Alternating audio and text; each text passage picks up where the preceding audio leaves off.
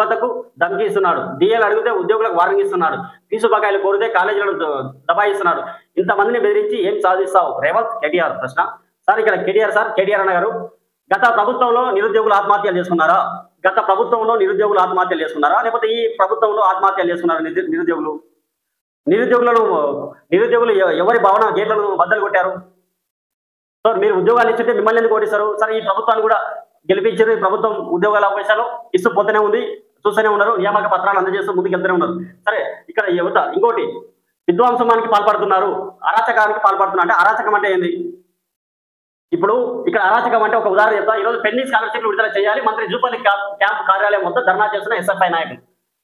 వీళ్ళు నిరసన చేసుకోవడానికి, ధర్నా చేసుకోవడానికి అవకాశం లేకుండా వాళ్ళని తీసుకుపోయి అక్కడ పోనీయకుండా పోలీసులు అడ్డ ఉండి లోపల వేస్తే, వాళ్ళ భావ ప్రకటన స్వేచ్ఛ హక్కును అడ్డుకుంటే ఇది అరాచకం కదా.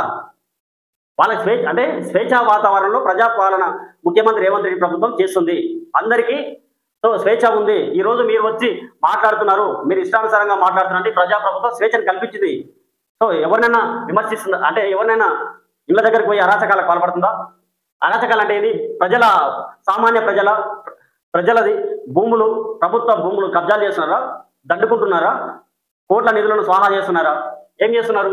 ఎక్కడైనా మీరు ఇన్ని రోజులు 2 నెలలు ఏమైనా చూపించారా? లేదు. సో మీ పార్టీ గెలవాలి, మీరు చేసే ఆరోపణ విమర్శలు చేస్తున్నారు. సో మళ్ళీ ఇది అనమాట. ఒకసారి చూడండి అధ్యక్ష. రాహుల్ తిప్పిన ఆటో వాళ్ళ 2 నెలల్లో దివాలా. నాడు 2 ఆటోల్లో ఓనర్, నేడు అద్దె ఆటో డ్రైవర్. మసరత్ అలీని నిండా ముంచిన భస్మసుర హస్తం. ఆటో డ్రైవర్ల జీవితాలను చిదిమిన కాంగ్రెస్ పాలన, దిగజారిన కార్మికుల దుస్థితికి నిలుపుటద్దం. మసరత్ మహాలక్ష్మి స్కీమ్ తో రోడ్డున పడ్డ ఆటో డ్రైవర్ల బతుకులు. జూబ్లీహిల్స్ లోనే 8,000 కుటుంబాలకు తీరని బోస.